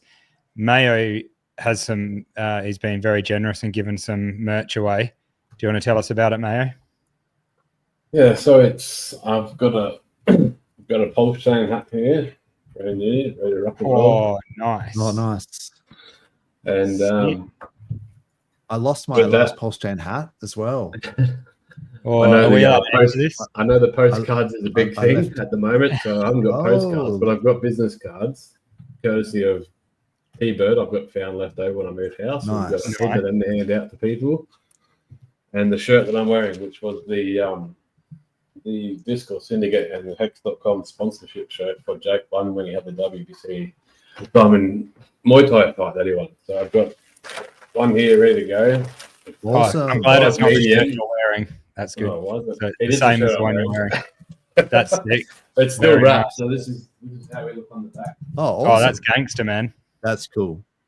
And I don't know if can you see that? Yeah. Sick. That is Diamond. Awesome, man. killer. Diamond hands, diamond belt, all related. So All right. we've got Well- the shirt, hat, and cards to hand away. Look So out. what's the terms of the giveaway? How do we get All right. I'm I going to don't do know. this. Here We're just going to here do we a go. random lucky viewer, or should we do a new viewer, or I reckon we should type in the chat hex.com. So I'll type it. And it can be capitals or written just like that. And then we'll do a giveaway. In a minute, we'll run a giveaway tool that'll guess one of If them, you take can, one of their that'd names. be Yeah. awesome. All right. It's- So it's fun. if you want Go one of ahead. those shirts, type in hex.com in the chat and you'll go in the running. That'll be killer. That's Awesome. so good. And we'll maybe next week. I got a heap of these Oh, sweet. oh, nice. that I got Yeah, made up. They're pretty gangster as well. We'll send them out as well. So that's good. that'll be cool. But so yeah, type hex.com in the chat and we'll send one out. Send that shirt out. That's a sick shirt, Mayo. Nice one. This is funny. Lost it on the piss in the city, Mayo. That's UFO to go. Yeah. I lost my PulseChain hat when I was on the piss. I left it at a pub. no. Yeah, I went on this like pub crawl, and the last pub we went on was called the Collector of Souls, and I was like, oh, they should have called it the Collector of Hats because I've lost my hat. And I was so spewing about it as well because I done that yeah, when I it's- went to London. I went on it's a holiday real nice to one. London, Oh. did a crypto meetup with all the HEXicans there, and I ended up losing. I think I met up with everyone. I can't remember, like Hexi Bastard and Hex Turbo and all that. Yeah, Hexi, yep. Yeah, the amount of people I met up with. I had shirts, hats, everything. I lost the whole bag of stuff that everyone got on this pub crawl. I had no idea where I That's was wicked. in London, but hopefully people found it and looked it up and got interested. So it worked. In a sense, there's someone out there that's just rocking some Hex merch that they just found at a pub somewhere. And Dude, so that you're would have kind been a of messy night, honestly. on board. Oh, with yeah. people. Yeah. Oh, Yeah, goodness me. I can't wait until the day that I see someone at a pub just wearing that hat, and I'll be like that meme where I'm like, hey, he's got my hat. So Exactly. yeah, let's see if so you got to put hex.com in the chat, and we can see if you can get a hat. Yep. So we're Looks doing like- really well at the moment. So So far- far, It's literally just Claz and our channel are the ones that are in the running. So well done, guys. Awesome. great effort, guys. 1 in 50 there, easy win. Let's just comment on this. So the PUSDT thing. So all I can think of is where it's the stop it. It's the stop it meme where it's like, stop it, get some help. Yeah, exactly. So the reason why out of all of them, I was willing to, maybe like not talk too much. I didn't want to talk too much smack about pDAI because out of all of them, it didn't have the same admin keys that USDT and USDC have, as far as I was aware at the time. So I didn't know that there was this potential exploit. Otherwise, I would have said something about it earlier. But Circle have the keys for USDC to freeze any USDC that you have in your wallet. Yeah. So if you're not aware of that, like I'll say it one more time, like Tether and like so USDT and USDC can be frozen in your wallet if someone else wants them to. even if you've got self-custody of those keys. So to me, there is inherent contract risk holding USDT and USDC. It's okay to hold it for a little bit, but maybe don't just like hold it forever and then, you know, interact with some dodgy tornado cash, you know, whatever, because you could get your shit frozen. So then the P copies of the USDT and USDC, holding them also holds the same contract risk, that they are potentially freezable. And the argument against this was that RH said, if Circle turned around and froze everyone's PUSDC, then you could take them to court and say, you know, that was unfair. But that just doesn't sound like something you want to have to do, right? You just don't want to have, just don't put yourself in that situation, would be my thing. It's like it's not a high risk, but it's a non-zero risk. Yeah, it's like a hot potato. Just like if you got to use it shortly, use it and then move it on. Do something else with it. No different from the banks freezing your accounts or freezing your money. And remember when PayPal were trying to bring out their stable coin and someone delved into the code and they had the freeze option in there? Same thing. Same. Most stables have that functionality, and that's why they changed DAI into Sky, and they want people to redeem Sky for their DAI because the Sky contract has that freezability part in there. So yeah, like I think everyone knows this. So I don't know why. Yeah, I'm not sure why people want to speculate on it's obviously a strong narrative. Like, I've underestimated this stablecoin to $1 thing. Like, even though I think it's super basic and it's the same as the SHIB, you know, you got 12 zeros can go to $1. Obviously there's something in there that people just, it's sticky. But yeah, keep in mind, you have to outweigh the inherent sell pressure from the exploit, and I think that's something that you can't sort of run against that. You know, it's like a tide or something. Like, you can swim against a tide. If you're like in a rip and the tide is like way too strong, you're going to get pulled out to sea. Like, so yeah, exactly. And we have stable coins that are $1, so we can just use those ones. Yeah, exactly. Why are we not using what we already know that works? Like, why are we going back to all these other things? What's up, Shaggy Doo? What's happening, man? Oh, nice one. That's a nice friendly face to see. Hey, Shaggy Doo, your next comment should be hex.com, because you'll be 1 in 3 chance of winning a Hex shirt, because no one else has posted yet. Fast Abdul doesn't have his bots running. So, well, it says that there's 220 live viewers on X. Yeah. So some of those bots need to get their game on, and then they can get a we can send them an NFT of the shirt.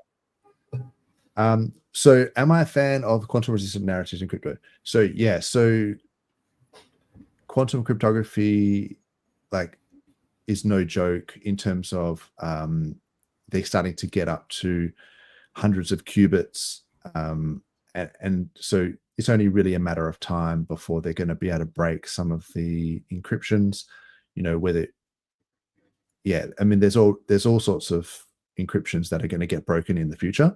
The RSA encryption, like 256-bit or whatever, the SHA encryption, all of that stuff at some point will get broken.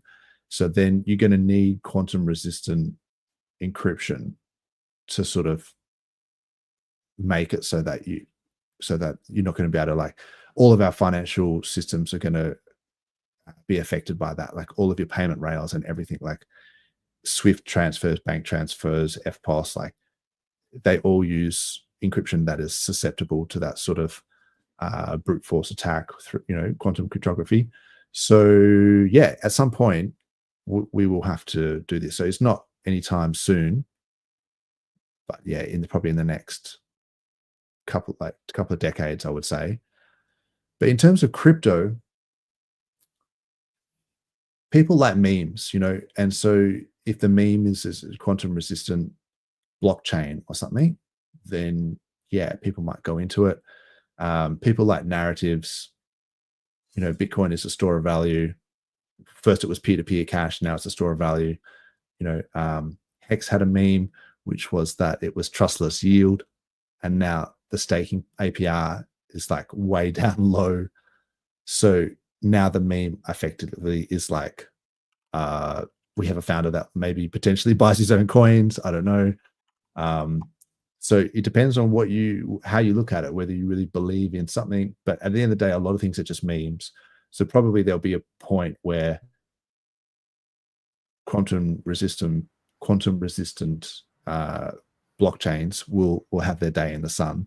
We need a catchier slogan than that, though. Something that. Yeah, exactly. They need a better marketing. So, but I wouldn't be like front running that narrative now, like, because you might be just waiting like 10 years of a downtrend. You'll be in more pain than the ETH BTC ratio if you try and front run that trend reversal. So yeah, I guess that is something that different people have different styles of investing. And so if I pull up this ETH BTC ratio and put this on the weekly, this is a lot of weeks, right? 135 weeks of downtrend. Man. So you could try the pain. You could try and front run this trend reversal if you wanted to, but you would get wrecked here. Like, this is what's been happening, and it's actually broken down. We've been commenting on that trend for like 60 or 70 weeks as well. You know what I mean? Like, I remember every single one of those candles because you've said it every time. So, like, ideally, what you want to do is wait for it to actually break the trend, and then, ape in. And it's a hard lesson. Like, a lot of people, including myself, have to learn that lesson, because trying to front run trend reversals, I think, can get you wrecked. And so, just with that analogy, it's like you can try and front run a narrative like this quantum resistant blockchains and things, but until people start to need it, like it's a necessity, like they're probably not going to care about it until people start like literally exploiting, like, the glitter guy, Maria, starts to exploit the Swift bank transfers with his backyard quantum computer, then people will start taking note, So anyway, that's just my guess. What else is up? So did we find out who won that? The general class. I've got it ready to go, and I feel like it's a bit unfair. You can't give it to Class, man, because we can't give it. We can't give it to DeFi Down Under or DeFi with Dozza either. It's basically all me. Like, you're just giving me that hat.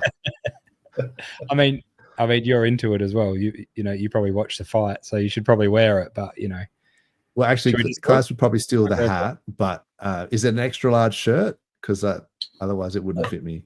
It's a medium shirt, but I can check what other sizes I've got. A medium? We're going to do the shirt. Bro, definitely give it up. It won't fit me. I'm wearing a medium now, just for perspective. You can always work towards it fitting, mate. Come on. Me? But if you're still building those pecs up, they're I'm trying to keep my weight under 100 kilos. That's what I'm trying to do. I'm on like 98 kilos, and I'm like, all right, gotta stay below the ton. That's it. Well, just to prove that we're going to do a giveaway, we'll do that one. All right. Shaggy Do reckons, he said, that was my first comment. So I don't know if that means the hex.com was, because I didn't see that. But anyway. Sometimes it doesn't show all comments. So, but now's your chance, Shaggy Do, to literally type in hex.com, and then we can. All right. We're going to do it in 1 minute. Are we getting comments from anywhere else but YouTube? And where else are we missing comments? The ones from Twitter seem to come through off Fast Abdul's anyway.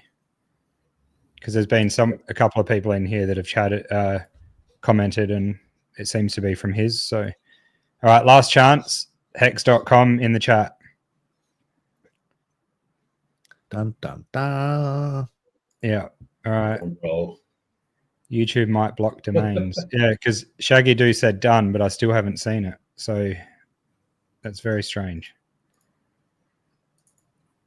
Oh, you muted. It's blocking the website, right? Because it's a .com. Oh, Oh, okay. All So, right. yeah, that was a bad plan. HEXican. All right, we'll change it to HEXican. Here we go. You ready? that My bad, guys. big flop on the That's so giveaway. funny.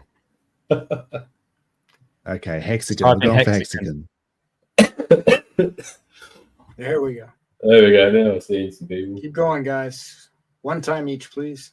That's hilarious. All right. I So, should have caught that. yep. Type in HEXican. I'll do this thing now. give them a couple of seconds to do it. I'll just quickly bring this up. Yep. This website, I saw someone. It looked like they had just collated a whole bunch of other websites into. I know that guy. That's Frank White. Frank White. Yeah. It says on Is top he? there. Is he? He's like a. This is a legit. Yeah.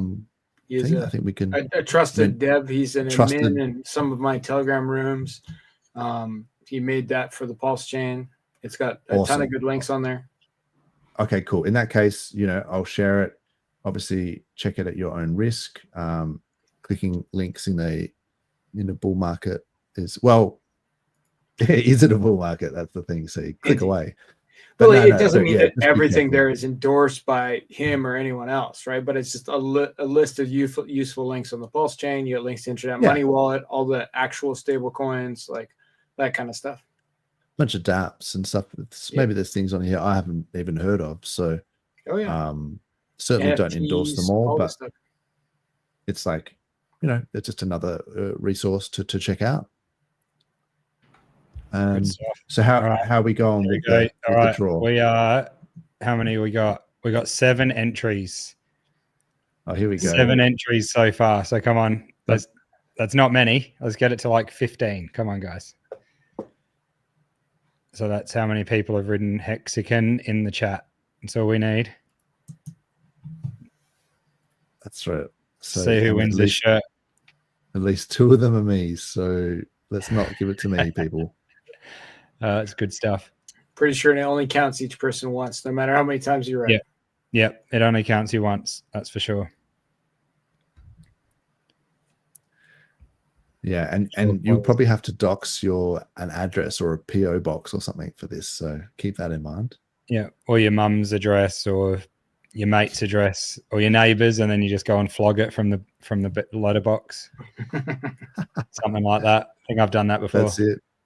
Nice. Yeah. I reckon we're at 9. Run it, bro. Run it. All right, here we go. We're going to run it. Last chance, 5 seconds. 4, 3, 2, 1. All right, it better not be Dozza because I'll be very jealous.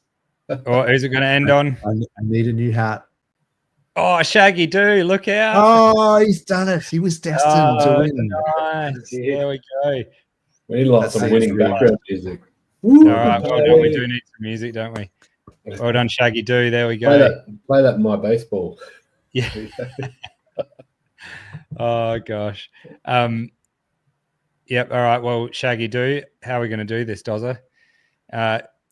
Mayo, put your Twitter. Yeah, maybe just DM Mayo. Just DM me and we'll work it out where you want it. Yeah, type it into the chat and they can DM you. That's awesome. That's cool, man. Thanks, Mayo, for giving that away. That's a sick shirt and the hat. I've got a few more. We've got plenty more, so we'll try and do one every week that I'm here with you guys. So probably once. Champion. That'd be so awesome. That'd be really cool, man. Yeah, thanks for that. That's my Twitter and my Telegram there in the chat. So either or. Awesome. Nice one, man. That's pretty cool. So, did you guys see BitBoy's yes. jail or whatever? Like, I feel like this is like our portfolio right here. The look on his face, but geez, he's yeah, that's been going downhill for a while. But I think he was sending a judge like threatening emails or something. So Yeah, yeah. I mean, if you're running from them, or if you're trying to not get caught, it's probably best to like not be showing your face everywhere and like showing you yelling into your phone while you're live streaming and stuff like Yeah. that. Like, I mean, if someone's looking for you, maybe follow what your mate Richard Hart's doing. So was he actually wanted? Like, what's the go behind that? Oh yeah, I think definitively. In the thing there, it said wanted felon. I'm pretty sure. Yeah. What for? Does anyone know what for? I don't know exactly, but Dozza, you said something just then about it. I thought that he was Threatening threatening emails to a judge or something. So, which I don't think is a Assault. great idea. It's a terrible plan. Slander. Yeah. Assault, Smart libel, and move. slander. Yeah, look, Yeah. It's Somebody a bit should tell him hectic. about pDAI. Maybe into that. Oh, maybe he is Phong Vablong from bloody Vietnam, just in the background there. So what do you think of the theory that Maria has put this guy out there to be exploiting it, so then Maria can exit and pull all liquidity and like dump and exit the chain? You couldn't put it past them. Like, you don't oh no, know. everything's going wrong. They're exploiting it. I've got to do this in good faith, Yeah, to give Yeah. it like a fair analysis, like Maria's very publicly exiting the chain, like doing like 5-hour live streams where he or she dumps like live. It's really weird. But like, yeah, it's super weird, bro. What was that whole thing about the stolen rifles? I was watching that in real time, yeah, and they were going on about some stolen rifles, and I was like, from this is Kentucky. word salad. Is this like an AI bot, or like has he literally just gone and connected a bot up to it, and then it's just spewing words, or I is this think it's actually drugs, like yeah? mushrooms. Is he just on some psychedelic drugs and he's like detached from reality or something? Because that shit made no sense. He or she. I mean, sorry, just to be my ignorance there. Like he or she, he's not actually transgender, right? It's just the fact that he called himself Maria for ages. Is that Sorry, I was just laughing or was he Fast Abdul just cracked me the hell up. Yeah. I think it's a he. Yeah, I'm pretty sure it's a guy, right? Like there's no doubt. So, It's just that they haven't seen him. Oh, maybe I'm getting confused, man. But I just thought that name Maria was just back when people thought it was a girl, and then it's like, bro, there's no girls in crypto. Yeah, there's not. No. Trigger class. Sorry, I know there's lots of girls in crypto. He's gonna get a check out the ladies they're not girls, tomorrow. they're women, not girls. That's true. They're women. Yeah, the PulseChain ladies have got the stream tomorrow, and I think Crypty Girl was actually going to come on possibly our stream as well. So shout out to her. She's always positive. Yeah. No, it was great last week. She spreads that positivity amazingly. It's good. Yeah. So have we got any sort of closing thoughts on what's going on, like with this whole, the Vietnamese exploiter? There's no real way to know whether that is legit or whether they're just using a patsy and a VPN.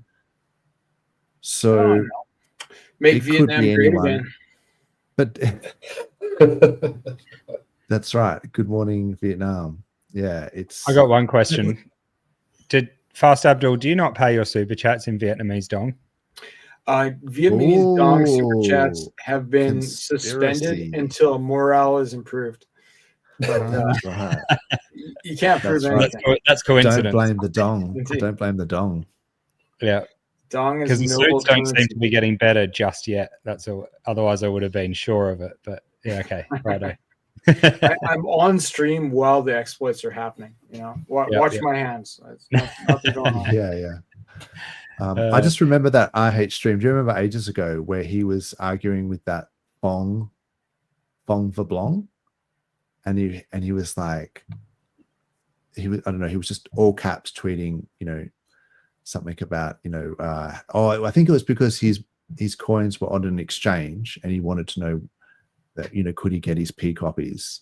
And Richard was like, I'm going to allocate like the next 30 seconds to talk about this, but I feel like it's unfair on everyone else that I address your one complaint while everyone else has to sit by and listen. And then he was like, stop spamming the chat. Like, I've done my best to answer it. Basically, you need to talk to your exchange. And then I thought maybe You're it's thinking just it was Fong. that guy. That guy's come back to haunt him.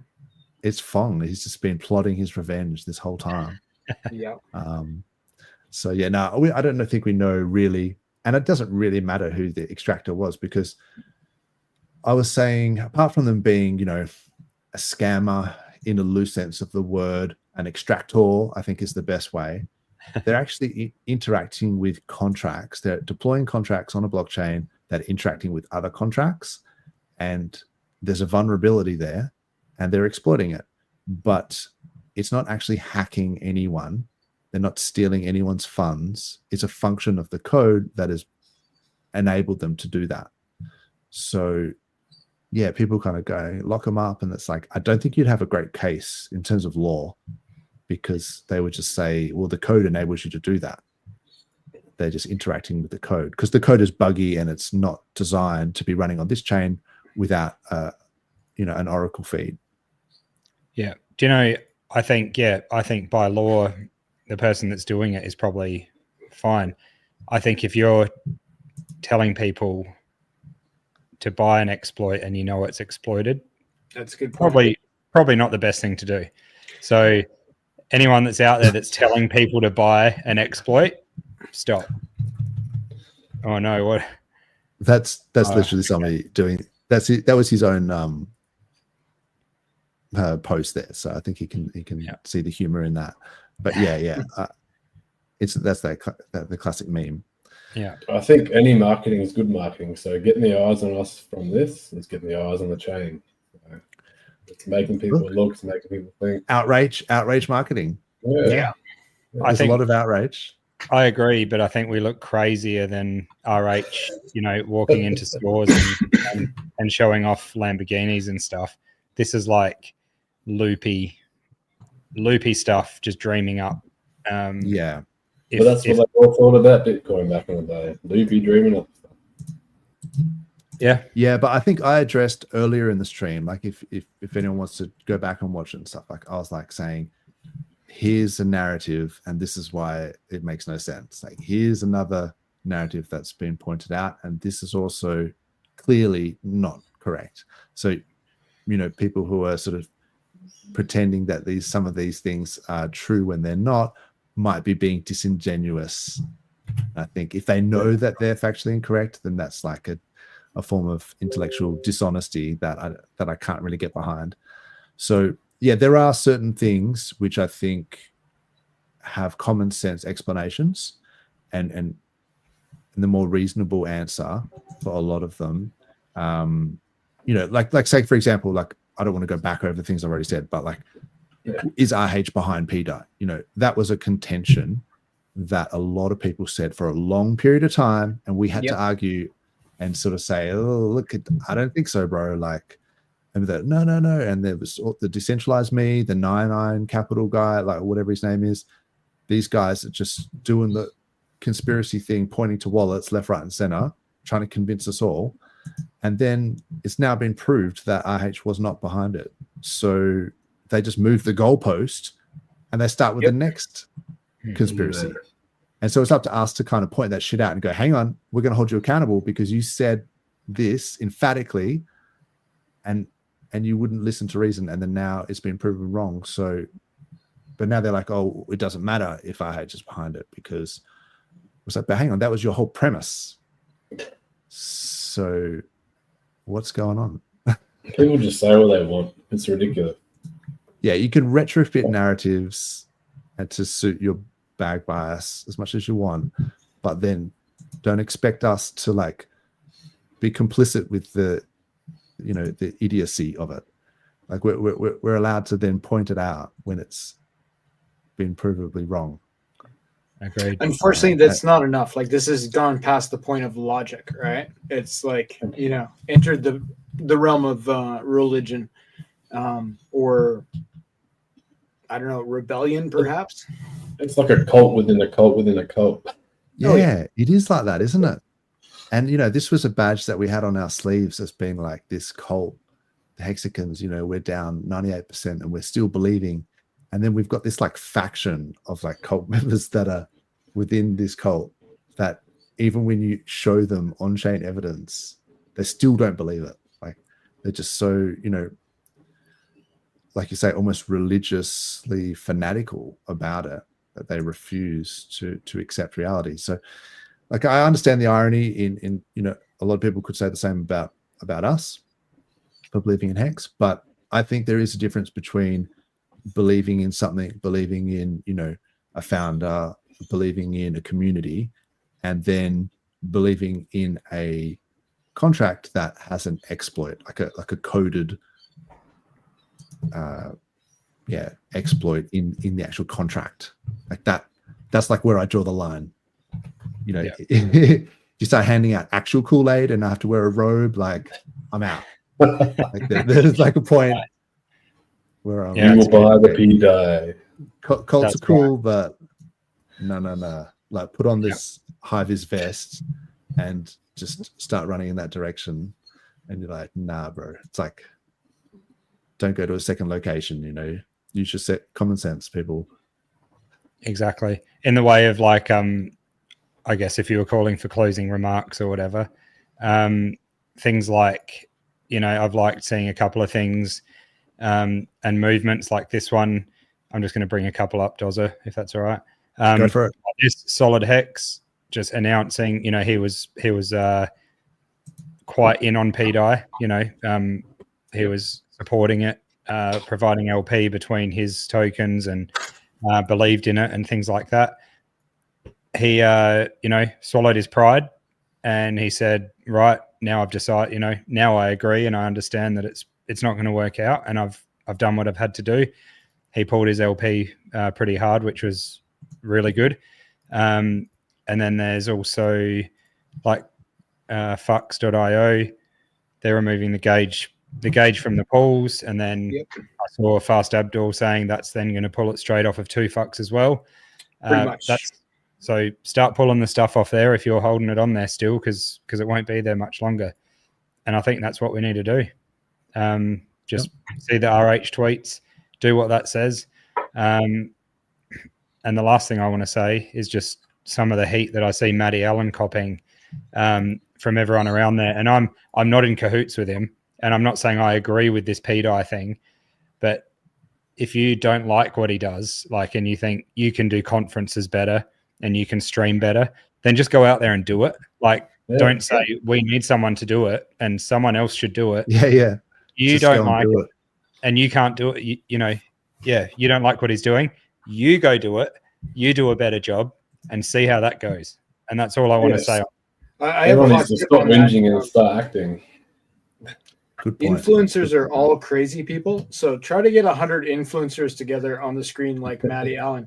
It would be like herding. What's an Australian thing? Tasmanian devils. Okay, it's not going to be easy. Yep. Exactly. 100%. Did you have any closing remarks there, Fast Abdul? Things will look better soon. Yep. I'm going with that. Give it time. Time heals all wounds. Indeed. What about yourself, Mayo? Any closing thoughts or remarks? Or stay positive. Everyone's whinging because we're down, but that's an opportunity. So the glass is always half full. And ignore the FUD. Just keep doing what you're doing. Go out there, work, don't forget, and chill. Awesome. Don't worry about all the noise. Don't worry about the drama. Ignore it. That's real positive, man. That's awesome. Great. Yeah, I would just encourage people to take responsibility for their own actions and not try and blame others as well. I have to remind myself of that as well. So I'm not perfect, but we have to realize that we're investing in a speculative assets, and if they don't go well, then it's on us. we have to wear that cost when, if our bags are going down. And I don't really think that it's fair to, to hold, to say that, Richard Hart is responsible for every PRC20 that's been forked, and is not responsible for your actions if you want to ape into some broken contract or some token. You got to take responsibility for yourself. Don't always have to listen to what other people say.